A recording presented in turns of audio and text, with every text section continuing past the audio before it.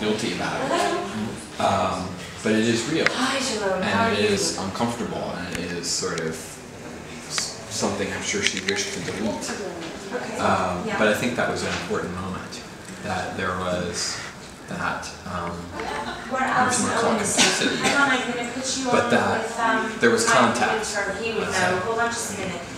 Does that? Yeah. Did her father like verbally abuse her and push her around? My mother was terribly mean. That's the interesting thing, where the wires crossed in the wrong way, which is her mother was kind of a chuck, and her father was a checked out kind of milquetoast. He was a cop, right? He was a cop, retired cop, who just kind of checked out of parenting and let the mom run riot, and the mom was very harsh. I see. How did she end up in Florida again? There was an early car crash or something. They ended up in Fort Lauderdale. Linda, you talking about? Yeah. Yeah, the first car crash. Yeah. Well, did she? So in other words, she actually might have felt quite a bit if you actually had the ability to ask her when people abused her, and when she was forced into a funny position. That's her sort of form of love. So whether it came from the mother who was important, maybe the father as well, but it became, since she wasn't a lesbian, was she? So she definitely had no experience with other women? I mean, she had commercial experiences with other women, prostitutional experiences, but not her. Right. So it's possible that she actually did experience sensuality through abuse. Oh, absolutely so. And I mean, we sort of underline that in a scene of, not too subtle, but I think it makes the point, where he beats her and then kisses the wounds. One right after the other. Extremely crude, but very effective in setting up an addiction where you, in a way, wish for the punch because the nice kissing and bandaging comes afterwards, and the love comes afterwards, and the tenderness comes afterwards.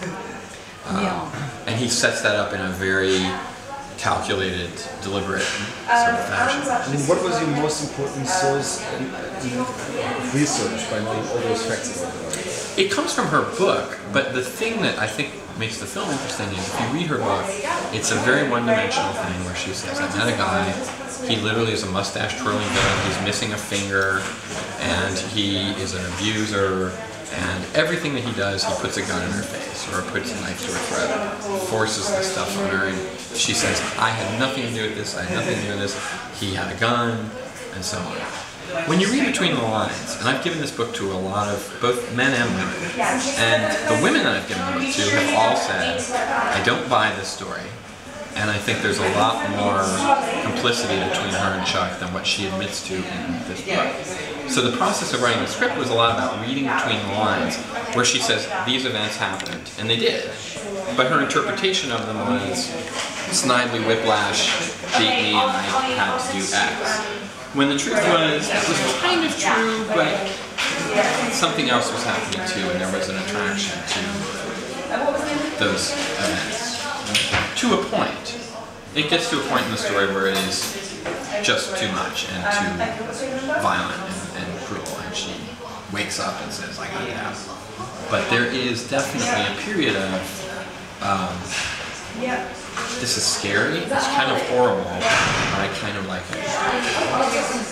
And I feel like we're evolved enough as a culture that I think you can tell that story and people aren't going to say that it's blaming the victim, because it's not about blaming or victims.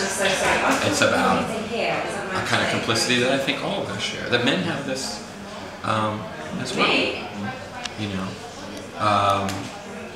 Seeking power in this way. I think there's a political reading you could make of this.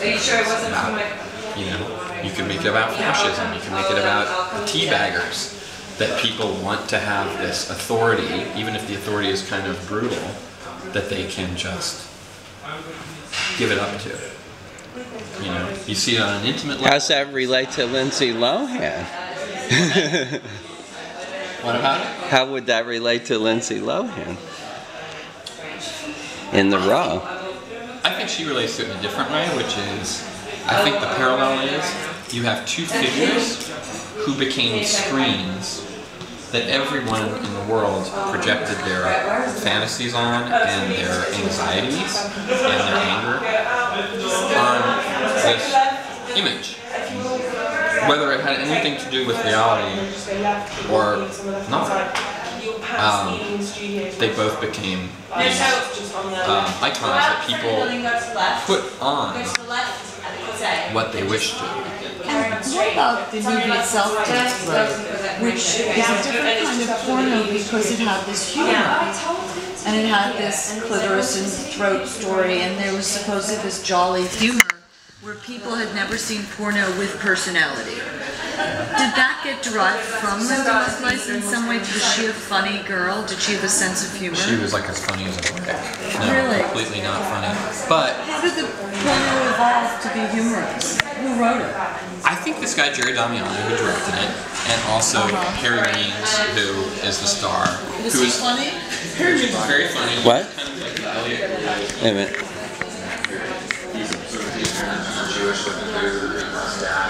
No, it's great. He literally was like Elliot Gould. He's very funny. The movie's very silly. And I think people responded to gave them this permission to go see the dirty movie because it was just silly and fun. And the success of that movie was reported as almost a $1 million. The success of Star Wars, but nobody has it. The tax people don't have the money. It's mysterious. And Jerry Damiano, the director, You say it. is a nice guy.